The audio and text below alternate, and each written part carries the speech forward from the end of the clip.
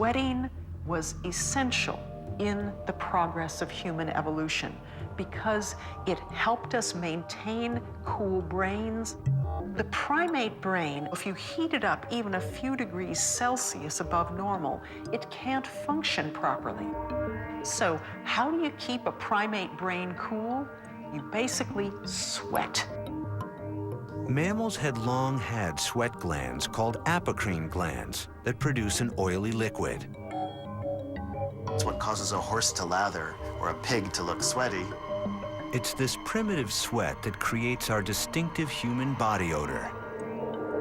But sometime, close to 2.5 million years ago, human skin began to produce a whole new kind of sweat composed almost entirely of pure, cooling water. The water came from a new kind of skin gland, the eccrine gland. Chimps and some other mammals do have eccrine glands, but only a few. Human skin has millions. Lieberman thinks this stunning explosion of cooling sweat glands in humans made them better hunters. My bet is that what happened is that the hominids at some point started being more furless and started sweating, and then that enabled early hominids to hunt and run down animals. How did running and sweating give the human hunter such an advantage? We need to think of the differences between panting and sweating. An animal cools down by panting, whereby it breathes shallowly over its tongue, which is filled with blood vessels.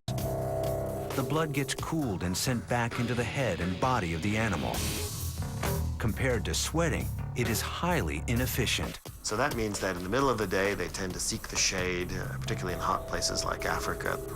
They can also only pant while trotting, which means that an animal cannot cool down when it is galloping. So if a human hunter 2 million years ago can make an animal run at a gallop, within 10 to 15 minutes, that animal will go into hyperthermia. It can't pant, and because it can't sweat, it gets too hot, and that will eventually kill the animal. Most humans can run at a speed that is faster than the trot to gallop transition. So our early ancestors may have hunted by tracking an animal for miles, the first marathoners. They could force the animal to gallop for long distances, causing it to overheat in the blistering sun.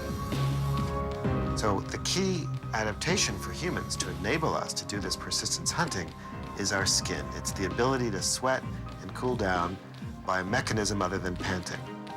The ability to sweat may have allowed humans to become the most successful and dominant predators on the planet. Now free to spread across the world, humans found once again their skin adapting to changing conditions. Human skin doesn't come in just one color. It comes in a whole spectrum of colors, from the very darkest near ebony color to the very lightest near ivory color. This beautiful sepia rainbow of colors evolved as a product of natural selection. Humans are remarkable because they have a wide variety of skin colors. Peoples that live in very sun-rich environments tend to have a lot of melanin in their skin because melanin helps protect from damage by the sun. By contrast, peoples that live in very sun-poor environments tend to have very little melanin, with the result that they have fairly light skin. It's controversial how much of human skin is adaptive versus how much is simply serendipitous as a result of chance. Today, the environment is changing at a rapid rate, as it has done many times before. Animals all over the world, including us, will have to adapt or die. No one knows whether skin will be up to the challenge one more time. Right now, animals living on the surface of the Earth are undergoing unprecedented environmental challenges, not only from global warming, but also because of a slow erosion of the ozone layer. Some animals can't even tolerate where they live, and they have to move to cooler places. So there is evolution of the skin occurring in these lineages that are being subjected to new evolutionary forces. But we don't know exactly what course this evolution will take. Evolution happens over time, and any adaptive changes to skin may not emerge for hundreds or thousands of years. But if 400 million years of success is any guide, the organ we call skin will evolve.